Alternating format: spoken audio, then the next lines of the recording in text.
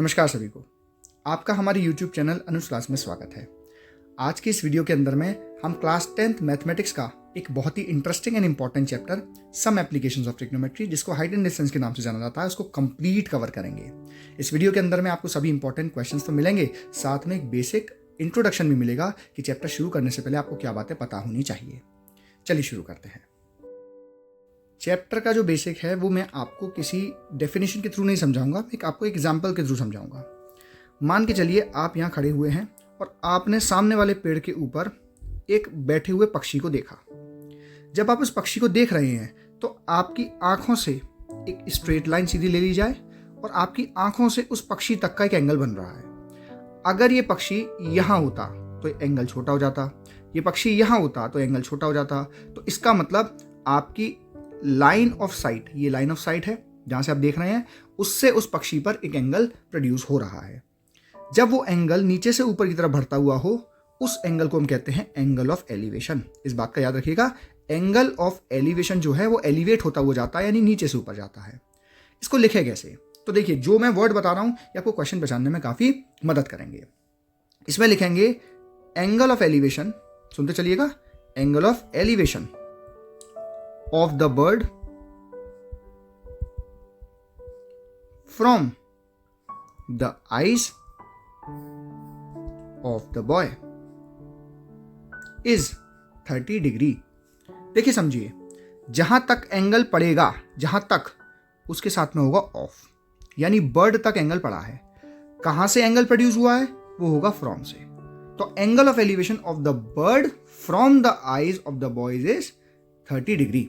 तो angle of elevation कितना है हमारे पास? 30 डिग्री, नीचे से ऊपर की तरफ जा रहा है। दूसरा एग्जांपल समझिए। मान के चलिए आप एक बिल्डिंग के 3rd फ्लोर पर हैं। 3rd फ्लोर पर की खिड़की पे आप बैठे हुए हैं और आपको बाहर खड़ी हुई आपकी गाड़ी दिखाई पड़ रही है। आप अभी ऊपर हैं और आप जो एंगल बनाएंगे इस गाड़ी के ऊपर में, ऊपर से, तो पहले एक लाइन ऑफ साइट लेना पड़ेगा जो कि बिल्कुल स्ट्रेट होता है, और ये नीचे की तरफ जो एंगल बनेगा, ध्यान रखिएगा, एंगल आप ये वाला मत मान लेना, ये एंगल नहीं, मैं बात कर रहा हूं इस एंगल की। ये जो एंगल बनेगा नीचे की तरफ, इसे कहते हैं एंगल ऑफ डिप्रेशन। ठीक है, एंगल ऑफ डिप्रेशन। डिप्रेशन तो आप अच्छे से समझते ही होंगे। तो जो एंगल ऑफ डिप्रेशन है वो टॉप टू बॉटम जाता है। इसमें एक चीज समझिएगा, इसको लिखने का तरीका होगा the angle of depression of the car from the window is 60 degree. ये 60 डिग्री मान लेते हैं। अब एक चीज और ध्यान रखिए, अगर ये गाड़ी पास होती, समझिएगा इस बात को, अगर ये गाड़ी पास होती तो जो एंगल ऑफ डिप्रेशन है वो हमारा बढ़ जाता है ना। ध्यान रखिएगा, कोई चीज पास आती जाएगी तो एंगल ऑफ डिप्रेशन बढ़ेगा और एंगल ऑफ एलिवेशन भी बढ़ेगा। अब एलिवेशन क्यों बोल रहा हूं, जरा समझिए। ये जो लाइन है, मैं इस पे अंडर हाईलाइट करता हूं, ये जो लाइन है और ये जो जमीन है, ये आपस में एक दूसरे के पैरेलल हैं। और अगर ये एंगल की बात करें तो ये ऑल्टरनेटिव इंटीरियर एंगल बन रहे हैं, यानी कि ये जो एंगल है 60 डिग्री, ये वाला एंगल भी कितना डिग्री होगा? 60 डिग्री। यानी मैं कह सकता हूं, सिंपल इसको कर लेते हैं, ये ग्राउंड है, ये आप बिल्डिंग की कुछ ऊंचाई पर हैं, और यहां से जो एंगल बनेगा, ये दोनों लाइन आपस में पैरेलल हैं। तो इट मीन्स ये वाला एंगल डिप्रेशन 60 डिग्री। तो मैं कह सकता हूं गाड़ी से आप तक जो एंगल बनेगा वो एंगल ऑफ एलिवेशन भी 60 डिग्री होगा। बोलेंगे कैसे पूरी सिचुएशन को? Angle of depression from the window of the car is 60 degree, angle of elevation of the window from the car is 60 degree. बनाने का तरीका समझिए। अब इसमें ट्रिग्नोमेट्री कैसे यूज करेंगे, एक एग्जांपल समझते हैं। देखिए समझिए, एक हमारे पास झोपड़पट्टी है ए, एक हमारे पास बड़ी बिल्डिंग है बी। इस झोपड़पट्टी की खिड़की से ठीक इसके बीचों बीच बिल्डिंग जो है वो 20 मीटर की है, और जो बड़ी बिल्डिंग है ये हमारे पास 100 मीटर की है। इस बिल्डिंग की खिड़की से, ए वाली से, इस पर एंगल ऑफ डिप्रेशन पड़ता है।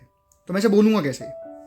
द एंगल ऑफ डिप्रेशन, बोले भाई एंगल ऑफ डिप्रेशन फ्रॉम, ये जो है इसे ए मान रहा हूं, ए कहां तक?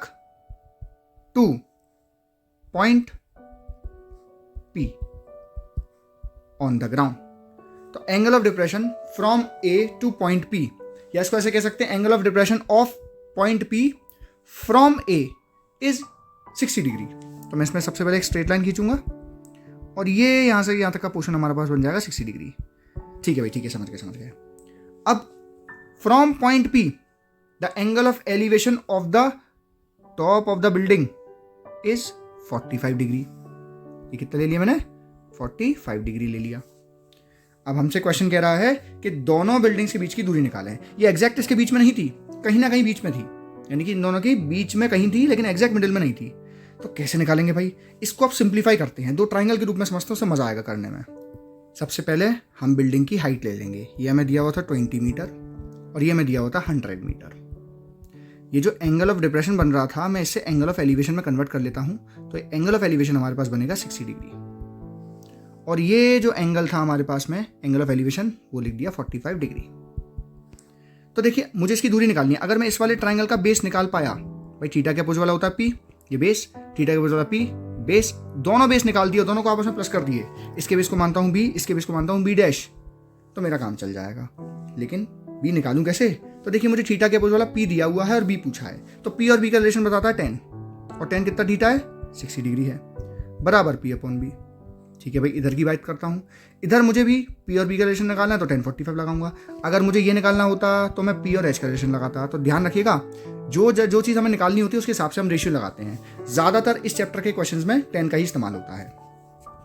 1045 की वैल्यू पे भाई 1 अपॉन पी अपॉन बी लिखेंगे। 1060 की वैल्यू होती है √3। पी जो है 20 मीटर लिख देते हैं, तो बेस मेरे पास निकल के आ जाएगा ये वाला, बेस बराबर 20/√3। ठीक है भाई, 1045 की वैल्यू होती है 1, पी हमारे पास है 100, इसका बेस निकल के आ जाएगा बी डैश, जिसको मैंने माना है वो आएगा मेरे पास 100 मीटर। यानी ये दूरी मेरे पास 100 मीटर है और ये दूरी मेरे पास 20/√3 मीटर है। अब पूरी दूरी निकालने के लिए मैं b प्लस बी डैश कर दूंगा, तो मेरे पास आंसर आएगा 20/√3 प्लस 100, जो कि सॉल्व करने पे आएगा, ऊपर नीचे √3 का मल्टीप्लाई कर दिया तो आएगा मेरे पास इतना मीटर। अब मैं चाहूँ तो इसमें √3 की वैल्यू पुट कर 1.732 जो होती है उससे एग्जैक्ट आंसर निकाल सकता हूँ। तो आई होप आपको एक बेसिक समझ में आ गया होगा कि एंगल ऑफ एलिवेशन और एंगल ऑफ डिप्रेशन कैसे निकालते हैं। क्वेश्चंस के बीच में मैं बाकी के इंपॉर्टेंट कंसेप्ट भी आपको समझा दूंगा। कॉपी पेन लेकर बैठिए और बढ़िया तरीके से ट्रिग्नोमेट्री अपनी हाइट एंड डिस्टेंस का टॉपिक अपना कवर करिए। फर्स्ट क्वेश्चन में एक पोल की हाइट है हमारे पास में 6 मीटर की, और ये जो पोल है इसकी जो शेडो पड़ती है ज़मीन पर वो 2√3 मीटर की पड़ती है। सूरज जो है वो कितना एंगल ऑफ एलिवेशन पर होगा, तो हमें ये सूरज का कोण निकालना है, एंगल निकालना है, यानी थीटा। थीटा के अपोजिट वाला होता है पी, और जिस पे 90 डिग्री बनाता है वो होता है बेस। तो पी और बी का रिलेशन हमें बताता है tan थीटा। पी की वैल्यू हमारे पास है इस केस में 6 और बी की वैल्यू हमारे पास है 2√3 बराबर tan थीटा। ये जाएगा 3 टाइम्स, तो हमारे पास आएगा 3/√3 बराबर tan थीटा। अब देखिए मैं साइड को रेशनलाइज करूंगा ऊपर नीचे √3 का मल्टीप्लाई करके, तो 3/√3 मल्टीप्लाई √3/√3 मल्टीप्लाई करने पे आएगा 3√3/3 बराबर tan थीटा। तो देखिए 3 से 3 जाएगा और tan थीटा की √3 वैल्यू होती है 60 डिग्री पर, तो हमारे पास थीटा एंगल जो निकल के आया वो आया 60 degree, option number A.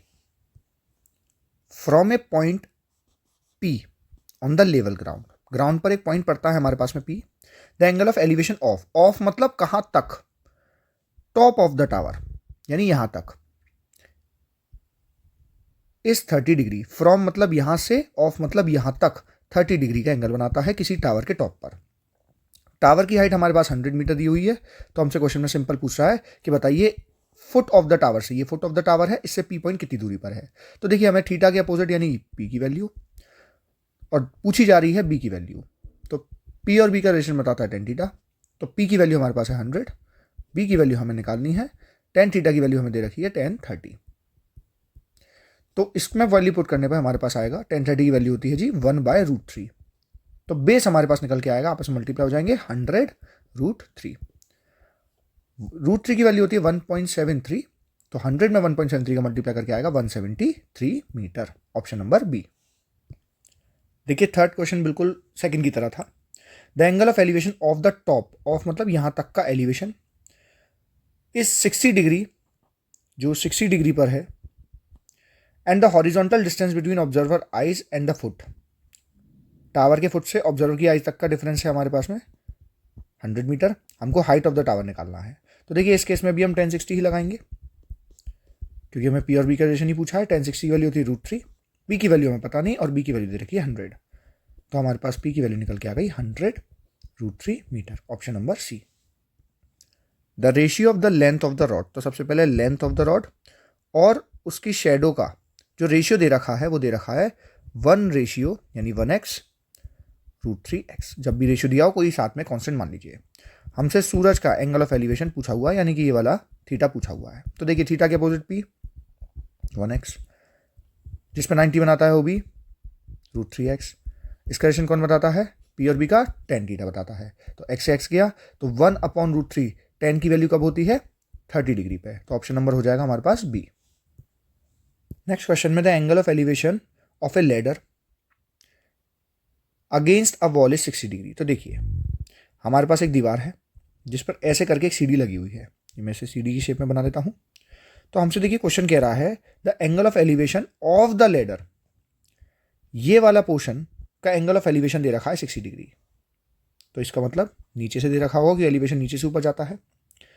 And the foot of the ladder is, ये जो फुट ऑफ द लेडर है ये वाला हिस्सा, is 4.6 metre away from the wall. ये 4.6 मीटर अवे है वॉल से। हमको लेंथ ऑफ लेडर निकालनी है। तो देखिए थीटा के अपोजिट वाला पी, ये बी और एच। इसका मतलब हमें क्वेश्चन के अंदर में एच निकालना है, बी गिवन है तो एच अपॉन बी। देखिए बी अपॉन एच होता है कॉस का रिलेशन, इसमें हम लगा सकते हैं सेक का रिलेशन। आप इसे कॉस से भी कर सकते हैं लेकिन मैं सेक से कर देता हूं। एच की वैल्यू हमें निकालनी है, बेस की वैल्यू में दे रखी है 4.6, सेक 60 की वैल्यू होती है 2, ये वहां जाके मल्टीप्लाई हो जाएगा। एच की वैल्यू हमारे पास आएगी 9.2 metre. Option number D. A boy is standing on a top of a tower. हमने सबसे पहले देखिए टावर बनाया ऑफ हाइट 20 मीटर। टावर की हाइट है हमारे पास 20 मीटर। यहाँ पे एक बॉय है। Observe that an angle of depression. तो देखिए गाड़ी जो है उसका एंगल ऑफ डिप्रेशन, तो पहले हमें एक स्ट्रेट लाइन चाहिए, लाइन ऑफ साइट, और यहां से हम जो एंगल बनाएंगे ये एंगल ऑफ डिप्रेशन होगा, ऊपर से नीचे वाला। ये है एंगल ऑफ डिप्रेशन 60 डिग्री का। हमें डिस्टेंस निकालना है गाड़ी का फुट ऑफ द टावर से। तो देखिए ये दोनों लाइन पैरेलल होंगी, तो ये एंगल और ये एंगल आपस में ऑल्टरनेटिव इंटीरियर एंगल प्रॉपर्टी से बराबर होंगे। तो देखिए मुझे थीटा के अपोजिट वाला पी मिल गया, मुझे बेस निकालना है और पी और बी का रिलेशन बताता है 10, तो 10 60, तो 20 बाय बेस 10 60 की वैल्यू होती है √3। तो हमारे पास बेस की वैल्यू निकल के आ जाएगी 20 बाय √3, जिसको मैं रेशनलाइज कर लूंगा। तो मेरे पास वैल्यू आएगी 20 √3 बाय 3 मीटर। अब इसमें क्वेश्चन में कह रहा है कि आप √3 की वैल्यू 1.73 पुट कीजिए, तो हमारे पास आंसर निकल के आएगा 11.54 मीटर। नेक्स्ट क्वेश्चन में if the angle of depression of an object from a 50 metre high tower, एक 50 मीटर ऊपर टावर से एंगल ऑफ डिप्रेशन पड़ता है 30 डिग्री किसी एक ऑब्जेक्ट पर। तो देखिए एंगल ऑफ डिप्रेशन हम इस तरीके से बनाएंगे, ये पड़ता है 30 डिग्री। हमको इसका दूरी बताना है फ्रॉम द टावर से। तो देखिए ये हमारे पास 30 हो जाएगा। तो इस केस में भी सेम P बाय B बराबर tan 30। P की वैल्यू हमें गिवन है इस केस में 50, क्योंकि थीटा के अपोजिट P दे रखा है। बेस हमें निकालना है 1/√3 tan 30 की वैल्यू। बेस की वैल्यू हमारे पास निकल के आ जाएगी 50 √3 मीटर। ऑप्शन नंबर सी। सभी लोग 8 वाला क्वेश्चन खुद से ट्राई करके देखें वीडियो पॉज करके। ये इस क्वेश्चन का सॉल्यूशन एंड आंसर है। अ वर्टिकल स्ट्रेट ट्री, देखिए हमारे पास एक पेड़ है, 15 मीटर हाई है ये पेड़। Is broken by a wind in such a way, इस तरीके से टूटता है, मान के चलिए यहां से टूट गया, इस तरीके से टूटता है कि इसको जो टॉप वाला हिस्सा है वो जमीन को टच करता है 60 डिग्री एंगल पे। तो ये जो ऊपर वाला हिस्सा है ये टूटकर ऐसे नीचे गिर गया और जमीन को 60 डिग्री पे एंगल पे टच करता है। तो हमसे पूछा है कि भाई किस हाइट पर ये पेड़ टूटा होगा, यानी हमें ये वाली हाइट निकालनी है और √3 की वैल्यू उसमें लेनी है 1.73। इस फिगर को सिंप्लीफाई करने पे हमें एक बात समझ में आ रही है कि जो ये वाला हिस्सा है और ये वाला हिस्सा है आपस में बराबर होगा, क्योंकि ये वाला हिस्सा टूट के निकला। तो अगर मैं इस हिस्से को x मान लूँ तो ये हिस्सा भी मेरे पास x हो जाएगा। अब हमको पता है पूरा 15 मीटर है, तो ये बचा कुचा जो हिस्सा आएगा ये आएगा 15 माइनस x। तो इसका मतलब मेरे पास इस ट्राइंगल में ये थीटा दे रखा है 60 डिग्री, P दे रखा है क्योंकि थीटा के अपोजिट वाला P होता है, और H दे रखा है। तो मैं इसका रिलेशन निकालने की कोशिश करता हूँ। P बाय H का रिलेशन बताता है साइन। इस केस में साइन 60 की वैल्यू पुट होगी। P की वैल्यू हमें दे रखी है 15 माइनस x, हाइपोटेन्यूज हमारे पास है x बराबर साइन 60 की वैल्यू होती है √3/2। इसका क्रॉस मल्टीप्लाई करने पे हमारे पास आएगा 30 माइनस 2x बराबर √3x। इसको यहाँ ले चल रहे हैं तो 30 बराबर √3x प्लस 2x। तो देखिए √3 की वैल्यू हमें गिवन है 1.73, ये हमारे पास आएगा 30 बराबर 3.73x। x की वैल्यू हमारे पास आएगी 30/3.73, जो कि हमारे पास लगभग निकल के आएगा 8.042। अब देखिए हमको निकालना है कहाँ से टूटा है, तो भाई हमको कायदे से ये वाली वैल्यू पूछी हुई है, ये वाला पोर्शन। तो अगर मैं इसको वैल्यू को 15 से माइनस कर दूँ तो 15 माइनस 8.042, हमारे पास आंसर निकल के आएगा 6.95 मीटर। तो हमारे पास आंसर हो जाएगा। एक ऑब्जर्वर 1.6 मीटर टॉल है, यानी कि इसकी जो लेंथ है वो है 1.6 मीटर, और ये 20 मीटर की दूरी पर है किसी टावर से। हमसे क्वेश्चन कह रहा है the angle of elevation from his eyes, यानी इसकी आंखों से, of the top of the tower. From मतलब कहाँ से, ऑफ मतलब कहाँ तक। एंगल ऑफ एलिवेशन बन रहा है जो कि बनेगा एक लाइन ऑफ साइट से। ये जो एंगल ऑफ एलिवेशन बन रहा है 45 डिग्री का। देखिए इस केस में ये वाला जो लेंथ है और नीचे का ये 20 मीटर है, ये आपस में बराबर है, तो मैं इसको भी 20 मीटर लिख देता हूँ, और ये वाला लेंथ हमारे पास 1.6 है। अब देखिए अगर मैं एक ट्राइंगल की बात करूँ इस वाले पोर्शन की, तो इस ट्राइंगल का मैं आराम से परपेंडिकुलर निकाल सकता हूँ, थीटा के अपोजिट वाला, tan 45 पुट करके बराबर P/B। tan 45 की वैल्यू हमारे पास होती है 1, P की वैल्यू हमारे पास गिवन नहीं है, और बेस है हमारे पास 20। तो हमारे पास ये वाली जो वैल्यू निकल के आई वो आई 20 मीटर। देखिए हमसे पूरे टावर की हाइट पूछी है, तो टावर की हाइट तो इन दोनों को प्लस करके आ जाएगी, तो 20 + 1.6, 20 + 1.6 हमारे पास होता है 21.6 मीटर। आंसर हो गया। An observer from the top of a 100 metre high है लाइट हाउस। एक लाइट हाउस पे एक ऑब्जर्वर है जो कि लाइट हाउस की लेंथ दे रखी है हमको 100 metre. From the sea level observe that the angle of depression of the two ships 30 degree and 45 degree. यहाँ नदी में इसको दो शिप दिखती हैं, एक पास है और एक दूर है, और उसका डिप्रेशन बनता है 30 एंड 45। अब आप हिसाब लगाइए, जो पास वाले का एंगल ऑफ डिप्रेशन बनेगा ये वाले का, और जो ये वाले का बनेगा दूर वाले का, तो इसमें देखिए ये तो छोटा वाला होगा क्योंकि दूर है, यानी कि 30 डिग्री, और पास वाले का हमारे पास होगा 45 डिग्री। तो इस केस में अगर मैं इसको एलिवेशन में कन्वर्ट करूं तो देखिए ऑल्टरनेटिव एंट्री एंगल से ये वाला नीचे वाला 30 और ये वाला 45, कोई चीज़ जितनी पास होती है उसका ही उतना ही डिग्री बनता है। अब हमको इस क्वेश्चन में दोनों शिप्स के बीच का गैप निकालना। तो देखिए अगर मैं बड़े ट्राइंगल के बेस में से, है ना, छोटे ट्राइंगल का बेस हटा दूं, ये वाला पोर्शन, तो मेरे पास देखिए डिस्टेंस निकल के आ जाएगा। तो देखिए मैं इसको साइमल्टेनियसली सॉल्व करता हूँ। हमें इस क्वेश्चन में एक बात का याद रखना है कि ये जो शिप है एक दूसरे के पीछे है, कभी कभी अपोजिट साइड में भी हो सकते थे, यानी कि टावर के इस तरफ भी हो सकते थे। तो सबसे पहले साइमल्टेनियसली कैसे सॉल्व करेंगे देखते चलिएगा। सबसे पहले मैं tan 45 की P और B का रिलेशन पूछा है बराबर P/B।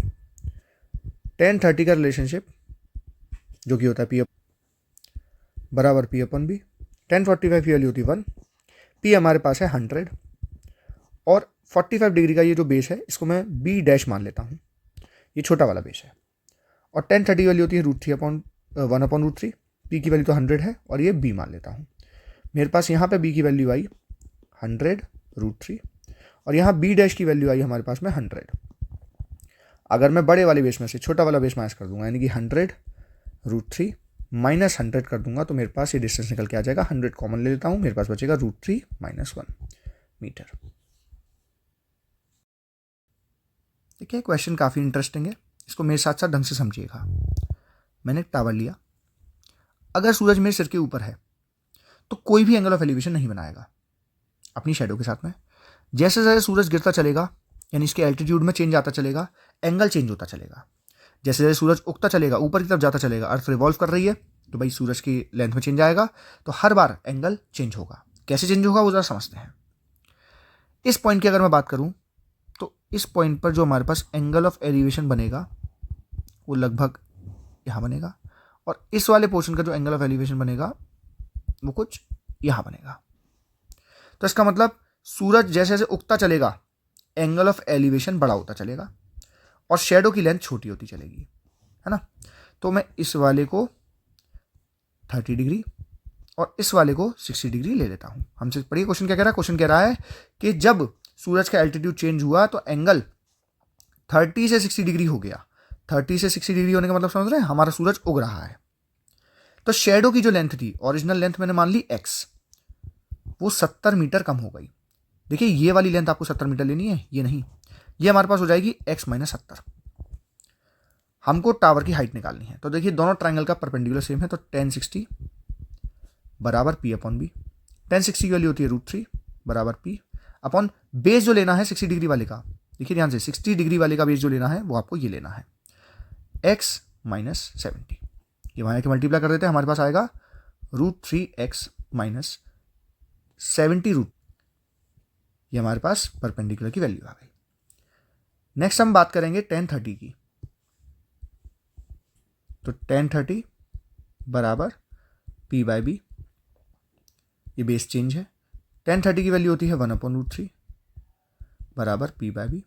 बी वहाँ के मल्टीप्लाई हो जाएगा। देखिए बी की वैल्यू हमें कितनी रखनी है, 30 डिग्री वाले के लिए हमने बी माना था x, तो हमारे पास आएगा x बाय √3 बराबर p।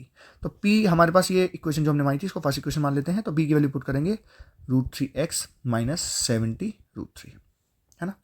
तो √3 वहाँ के मल्टीप्लाई होगा, हमारे पास x की वैल्यू निकल के आएगी 3x माइनस 210। ये प्लस का वहाँ के माइनस, माइनस का 2x बराबर माइनस का 210, माइनस से माइनस गया, 2 से जाएगा 105। x की वैल्यू हमारे पास 105 आई। हमसे टावर की हाइट पूछी है, तो मैं इसमें वैल्यू पुट करूंगा, तो मेरे पास निकल के आएगा 105 √3 माइनस 70 √3, जो कि हमारे पास होता है 35 √3 metre answer. From the top of a cliff 30 metre high. तो सबसे पहले एक 30 मीटर हाई क्लिफ बनाई। क्वेश्चन कह रहा है फ्रॉम मतलब यहां से, the angle of elevation, elevation ऊपर की तरफ बनेगा, the top of a tower, एक टावर बना लेते हैं, यहां से यहां तक जो एंगल ऑफ एलिवेशन है, मान के चलिए थीटा है, is found to be equal to the angle of depression of the foot of the tower. उसी पॉइंट से जो एंगल ऑफ डिप्रेशन बन रहा है वो भी थीटा, यानी सेम एंगल है, जो कि फुट ऑफ द टावर तक जाता है। तो देखिए हमें निकालना हाइट ऑफ द टावर। देखिए ये वाली लेंथ भी हमारे पास 30 डिग्री हो गई, 30 मीटर। दोनों ट्राइंगल का बेस एकदम सेम है, हमको ये लेंथ निकालनी है। तो समझिए पहले मैं इस ट्राइंगल की बात करूंगा।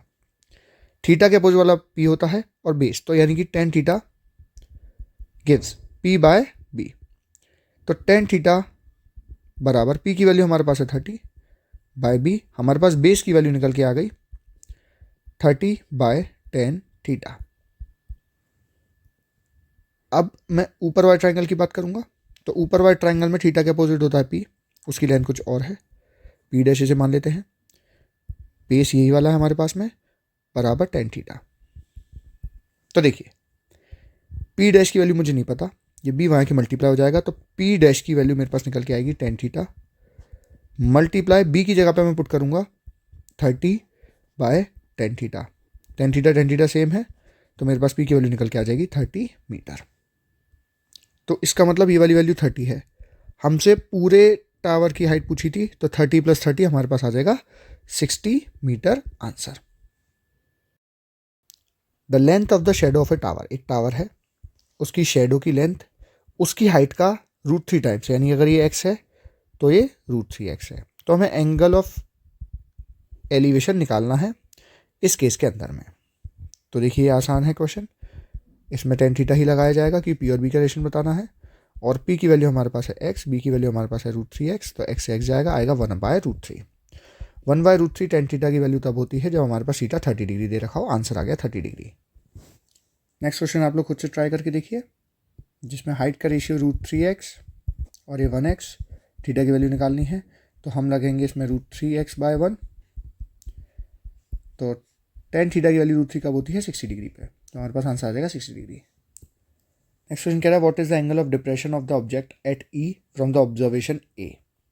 तो देखिए हमारे पास, मैं एक पहले राइट एंगल ट्राइंगल बनाता हूँ, उससे आपको समझाता हूँ अच्छे से।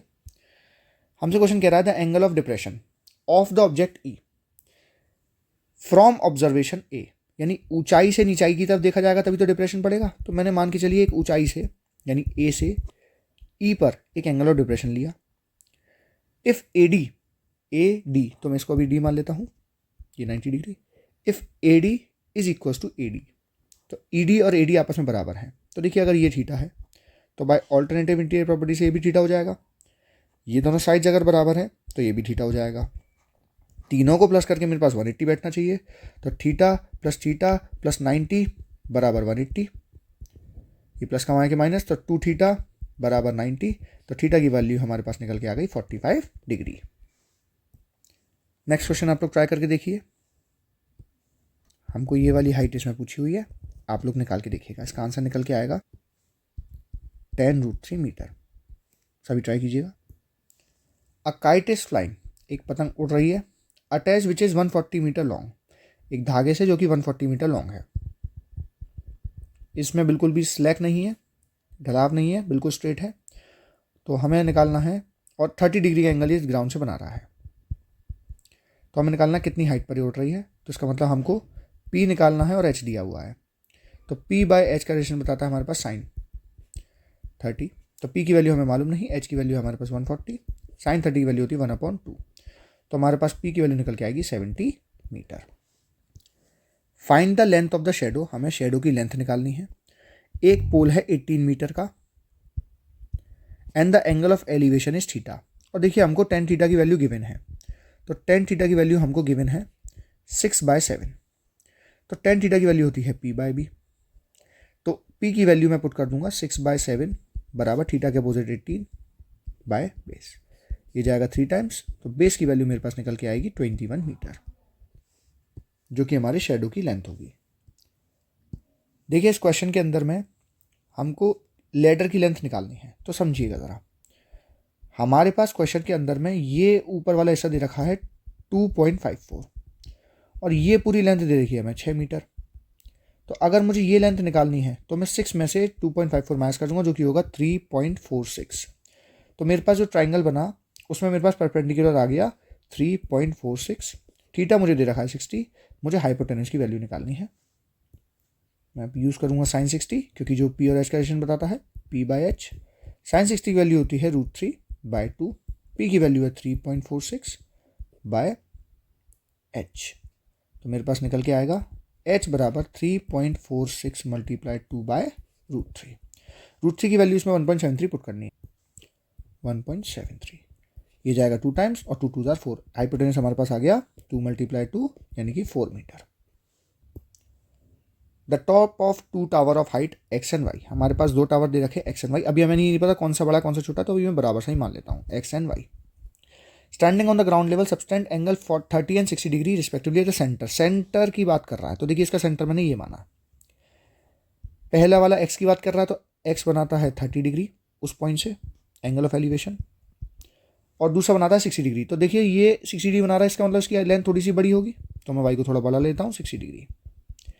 हमको X/Y निकालना है। तो देखिए हमारे पास दोनों का बेस सेम होगा, क्योंकि बिल्कुल सेंटर पे कट करता है। तो मैं लिखता हूँ उसको tan 30 बराबर P/B।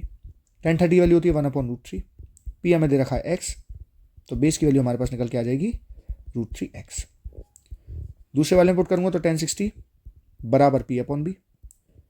हमारे पास दोनों का P तो अलग है, तो tan 60 की वैल्यू होती है √3। P डैश, बेस हमारे पास दोनों का सेम है, तो P डैश की वैल्यू मेरे पास निकल के आई, इसकी वैल्यू y पुट कर दूंगा, तो मेरे पास बेस की वैल्यू निकल के आई y/√3। तो देखिए मुझे इसका रेशियो पूछा है, तो इसका मतलब ये बेस बराबर थे, तो मैं लिख सकता हूँ √3x बराबर y√3।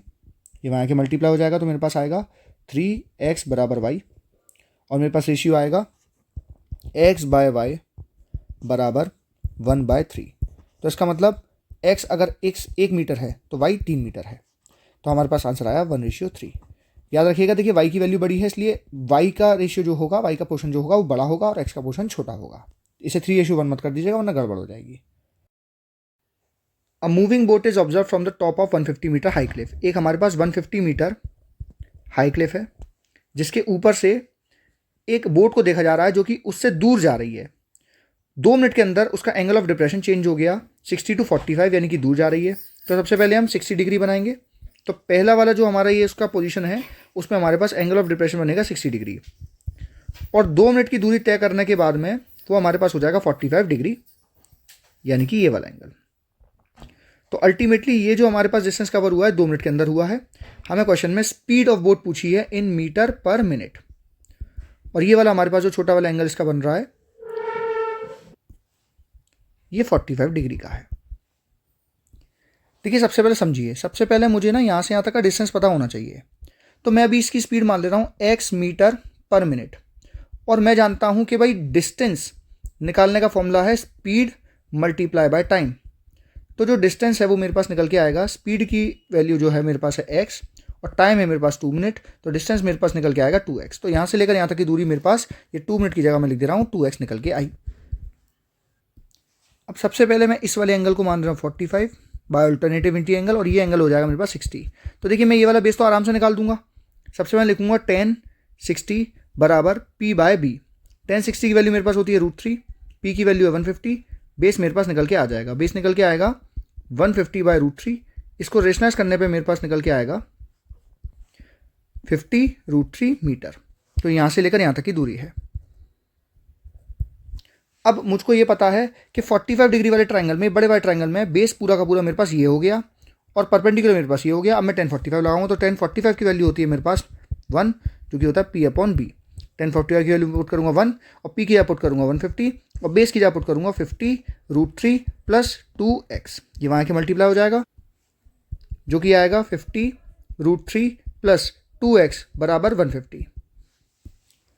ये प्लस का वहाँ के माइनस होगा तो मेरे पास आएगा 2x बराबर 150 माइनस 50 √3। एक्स की वैल्यू मेरे पास निकल के आएगी 150 माइनस 50 √3 बाय 2। ऊपर कॉमन ले लूँगा मैं 50 को, मेरे पास बचेगा 3 माइनस √3 अपॉन 2। ये जाएगा 25 टाइम्स, आंसर हो जाएगा 25 3 माइनस √3 मीटर पर मिनट। ये काफ़ी इंटरेस्टिंग क्वेश्चन है। The angle of elevation of a cloud from a point h metre above a lake. सबसे पहले मैं एक लेक बनाता हूँ और क्वेश्चन कह रहा है कि इस लेक पे h मीटर ऊंचाई पर, यानी ये मेरे पास हो गया h मीटर, एक पॉइंट है, वहाँ से एंगल ऑफ एलिवेशन एक क्लाउड पे पड़ता है। देखिए फ्रॉम मतलब कहाँ से, ऑफ मतलब कहाँ तक। यहाँ पर एंगल ऑफ एलिवेशन अगर पड़ेगा तो यहाँ से मुझे एक स्ट्रेट लाइन चाहिए, और ये जो एंगल दे रखा है वो दे रखा है अल्फा। ठीक है भाई, आगे हमसे क्वेश्चन कह रहा है the angle of elevation of its reflection. इस क्लाउड का जो रिफ्लेक्शन है उसी पॉइंट से उसका एंगल ऑफ डिप्रेशन दे रखा है बीटा। तो देखिए समझिए, हमारे पास ये जो क्लाउड का रिफ्लेक्शन है पानी के अंदर आएगा, तो देखिए ये दूरी और ये दूरी रिफ्लेक्शन में नीचे की तरफ आएगी, और यहां तक एंगल ऑफ डिप्रेशन बन रहा है बीटा। ये हमारे पास क्लाउड्स का क्या हो गया, रिफ्लेक्शन हो गया। हमसे कह रहा है कि बताइए जो क्लाउड की हाइट है, यानी ये जो ये वाला पोर्शन है जो क्लाउड की हाइट है, prove the height of the cloud is h tan beta plus tan alpha by tan beta minus tan alpha. ये हमें प्रूफ करना है। कैसे करेंगे, ध्यान से समझिएगा। तो देखिए पहले कुछ बेसिक समझिए। जो ये वाली हाइट है वही हाइट सेम यहाँ होगी, और इस हाइट को मैं मान ले रहा हूँ x। तो जो नीचे जो हाइट आएगी, तो ध्यान से सुनिएगा, पहले तो h ये होगा और x ये होगा। तो मेरे पास दो ट्रायंगल दिख रहे हैं, एक तो मुझको ये ऊपर वाला ट्रायंगल दिख रहा है जिसमें ये मेरे पास अल्फा दे रखा है, और एक ट्रायंगल मुझको नीचे वाला दिख रहा है जिसमें मुझको बीटा दे रखा है। दोनों का ये बेस सेम है, तो इसको मैं अप्रोच के साथ में करूँगा जिसमें ये चीज़ मेरे पास x है और ये मेरे पास अल्फा दे रखा है। पहले मैं यहाँ से x की वैल्यू फाइंड करूँगा, तो पुट करेंगे हमारे पास में tan अल्फा बराबर p अपॉन बी। तो देखिए tan अल्फा तो एज इट इज रख रहा हूँ मैं, और p की वैल्यू जो मेरे पास है वो है हमारे पास x की, थीटा के अपोज वाला वो होता है p होता है, और बेस ये आ गया, तो मेरे पास x की वैल्यू निकल के आ गई। तो अभी के लिए चलिए काम करते हैं, मैं बेस की वैल्यू लिख लेता हूँ। बेस मेरे पास निकल के आ गया x अपॉन tan अल्फा। अब हम इस ट्राइंगल की बात करेंगे जिसमें मैं लगाऊंगा tan बीटा बराबर p अपॉन बी। तो tan बीटा की जगह सबसे पहले मैं वैल्यू tan बीटा ही रखूंगा, p की वैल्यू ये पूरी हो जाएगी। तो देखिए h plus h 2h plus x upon b की वैल्यू हमारे पास है x बाय tan अल्फा। अभी इसको ये लिखते हैं और ये आपस में इंटरचेंज करते हैं। तो b की वैल्यू लिख रहा हूं मैं 2h plus x by tan alpha. यहाँ पे b की जगह पुट करूँगा x अपॉन टेन अल्फा। अब इसको सॉल्व करेंगे। ये मेरे पास आएगा x टेन बीटा बराबर tan to tan alpha h plus tan alpha x के साथ। इसको मैं ठीक से 2h टेन एल्फा लिख लेता हूँ। अब मैं x वाले सब एक तरफ ले चल रहा हूँ, तो मेरे पास आएगा x tan beta minus x tan alpha, क्योंकि ये प्लस कमा के माइनस हो जाएगा, बराबर 2h टेन एल्फा। इसमें x कॉमन आएगा, मेरे पास आएगा answer x tan beta minus tan alpha बराबर 2h टेन एल्फा। तो मेरे पास x की वैल्यू निकल के आ जाएगी 2h tan alpha upon tan beta minus tan alpha. हमको वैल्यू निकालनी थी हाइट ऑफ क्लाउड की। हाइट ऑफ क्लाउड है x प्लस एच, तो अगर मैं x प्लस एच में x की वैल्यू पुट कर दूं तो मेरे पास आंसर निकल के आ जाएगा। x यहाँ पर पुट करूँगा 2h tan alpha upon tan beta minus tan alpha plus h। इसमें एलसीएम लेंगे तो मेरे पास निकल के आएगा ten beta minus tan alpha, tan alpha minus ten beta minus tan alpha, ten beta minus tan alpha गया तो हमारे पास लिखा जाएगा 2h टेन एल्फा प्लस 1 से पूरा गया तो इसका मल्टीप्लाई में होगा आएगा h bracket ten beta minus tan alpha. Next मैं 2h टेन एल्फा को एज इट इज लिख रहा हूँ। h का मल्टीप्लाई पूरे में करूँगा तो मेरे पास आएगा h ten beta minus h tan alpha upon tan beta minus tan alpha. 2h tan alpha minus 1h tan alpha, हमारे पास बचेगा h ten alpha plus h tan beta by ten beta minus tan alpha. ऊपर मुझको h common दिख रहा है, ऊपर में h common लेंगे तो मेरे पास आएगा h कॉमन बचा tan alpha plus tan beta upon tan beta minus tan alpha metre. इस क्वेश्चन की एक दो बार प्रैक्टिस करिएगा। The angle of elevation of an aeroplane from a point on the ground है 60 डिग्री। ज़मीन से एक एरोप्लेन को देखा जा रहा है जिसका एंगल ऑफ एलिवेशन बन रहा है 60 डिग्री। और हुआ ये, after a flight of 30 second the angle of elevation changes to 30। कुछ देर उड़ने के बाद में सेम हाइट पर उसी एरोप्लेन का एंगल ऑफ एलिवेशन निकल के आ गया 30 डिग्री, यानी ये वाला हमारे पास 30 डिग्री हो गया। कोई चीज़ दूर जाती है ना तो उसका एंगल ऑफ एलिवेशन क्या हो जाता है, कम हो जाता है, ये ध्यान रखिएगा। इस साइड पे प्लेन हो रहा था, इसी हाइट पे प्लेन हो रहा है, लेकिन 30 सेकंड यहाँ से यहाँ तक की दूरी कितनी हो जाएगी हमारे पास, 30 सेकंड के हिसाब से हो जाएगी। ठीक है भाई। अब हुआ ये कि जो हाइट है प्लेन की जो उड़ रहा है वो उड़ रहा है 3600√3 मीटर पर, और कांस्टेंट है, यानी कि इस वाली साइड की भी और इस वाली साइड की भी हाइट सेम रहेगी। हमसे पूछा भाई स्पीड निकालिए किलोमीटर पर आर के हिसाब से। तो देखिए स्पीड निकलती कैसे, स्पीड निकलती है डिस्टेंस अपॉन टाइम करके। अगर मैं यहाँ से यहाँ तक का डिस्टेंस निकाल लूँ, मुझे टाइम तो पता है ना, डिस्टेंस निकाल लूँ तो मैं डिवाइड करने पर हाइट मतलब डिस्टेंस अपॉन टाइम से स्पीड निकाल सकता हूँ। तो ये वाला डिस्टेंस आएगा कैसे, ध्यान से देखिएगा। अगर मैं बड़े ट्राइंगल के बेस में से, ये वाला जो बड़ा ट्राइंगल है उसके बेस में से ये छोटे ट्राइंगल का जो बेस है इसको अगर माइनस कर दूँ, बड़े ट्राइंगल के बेस में से छोटे ट्राइंगल का बेस माइनस कर दूँ तो मेरे पास ये डिस्टेंस आ जाएगा। तो मैं इस अप्रोच को लगाता हूँ। सबसे पहले मैं लूँगा tan 60 डिग्री और इधर सॉल्व करूँगा tan 30 डिग्री से। समझिएगा ध्यान से, tan 60 की value p upon B, tan 30 भी p अपॉन बी। लेकिन फ़र्क ये है कि दोनों का p तो सेम है लेकिन बेस अलग है। 60 डिग्री वाला जो हमारे पास ट्राइंगल है उसका जो बेस है वो छोटा है, और बड़े वाले का ये है बी थीटा, बी डैश इसको मान लिया है।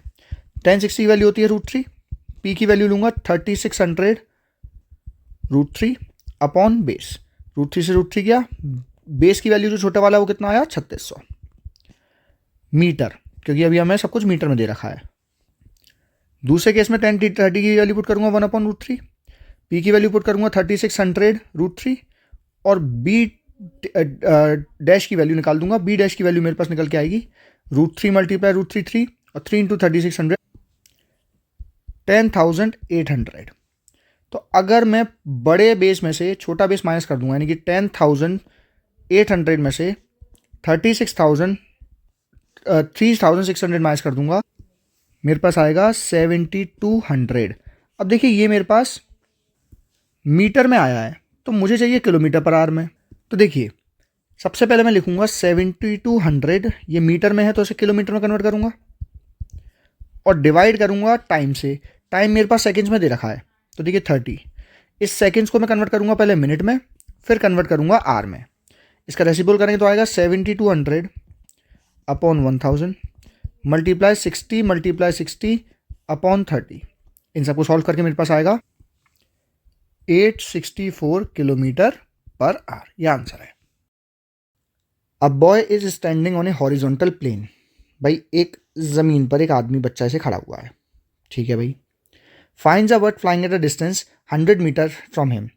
उससे 100 मीटर की दूरी पर, यानी कि ये वाली दूरी कितनी है 100 मीटर पर एक पक्षी उड़ रहा है, ठीक है। उसका एलिवेशन बन रहा है 30 डिग्री का, यानी नीचे से ऊपर। एक गर्ल है standing on the roof of a 20 metre high building. Finds the angle of elevation of the same bird to be 45। एक बिल्डिंग है, उस बिल्डिंग के ऊपर में जिसकी हाइट है 20 मीटर, उस पर एक लड़की खड़ी हुई है और उसी बर्ड को देखती है जिस पर एंगल ऑफ एलिवेशन बन रहा है हमारा 45 डिग्री। तो मैं यहाँ से एक लाइन इसकी पक्षी जिस ऊंचाई पर देख रहा है उसको ले लेता हूँ, और ये जो एंगल ऑफ एलिवेशन बन रहा है ये बन रहा है मेरे पास में 45 डिग्री। हमें √2 की वैल्यू इस क्वेश्चन में गिवन है 1.414। हमें क्वेश्चन निकालना है find the distance of the bird from the girl, यानी कि हमको ये वाली वैल्यू फाइंड करनी है। तो देखिए इस क्वेश्चन को सॉल्व करने का अप्रोच क्या होगा। सबसे पहले मैं इस वाले ट्राइंगल की बात कर रहा हूँ। हमको इस ट्राइंगल के अंदर में हाइपोटेनस दिया हुआ है, तो मैं इसका परपेंडिकुलर निकाल दूंगा sin 30 लगाकर। साइन बताता है P अपॉन H का रिलेशन। sin 30 की वैल्यू होती है 1/2। P हमारे पास मालूम नहीं अभी, हाइपोटेनस हमारे पास 100, तो P की वैल्यू मेरे पास ये वाली आ गई 50 मीटर। तो अगर ये मेरे पास 50 मीटर आ गया, समझिएगा ध्यान से, ये जो बिल्डिंग है ये मेरे पास 20 मीटर की है, यहाँ से यहाँ तक ये बिल्डिंग 20 मीटर की थी, तो ये दूरी 20 मीटर हो गई। तो मेरे पास ये जो ऊपर वाला हिस्सा है, इस पूरे 50 में से 20 हटा दूंगा तो मेरे पास ये आ जाएगा 30, और ये मुझे दे रखा है 45 डिग्री। मेरे को ये दूरी निकालनी है, तो मैं इसमें लगाऊंगा साइन 45 बराबर P अपॉन H। साइन 45 की वैल्यू होती है 1/√2। P की वैल्यू मुझे दे रखी है 30, और H मेरे पास निकल के आ जाएगा √2 मल्टीप्लाई 30। जैसे सॉल्व करने पे मेरे पास आएगा 42.42 मीटर। आई होप आप सभी को चैप्टर अच्छी तरह समझ में आ गया होगा, सभी इंपॉर्टेंट क्वेश्चंस आपने कर लिए होंगे। देखिए अब आप जो प्रैक्टिस करेंगे वो आप एनसीईआरटी के सभी क्वेश्चंस की प्रैक्टिस करेंगे और सभी एग्जाम्पल्स एनसीईआरटी करके जाएंगे एग्जाम के लिए। All the best for exams. आपका दिन शुभ हो।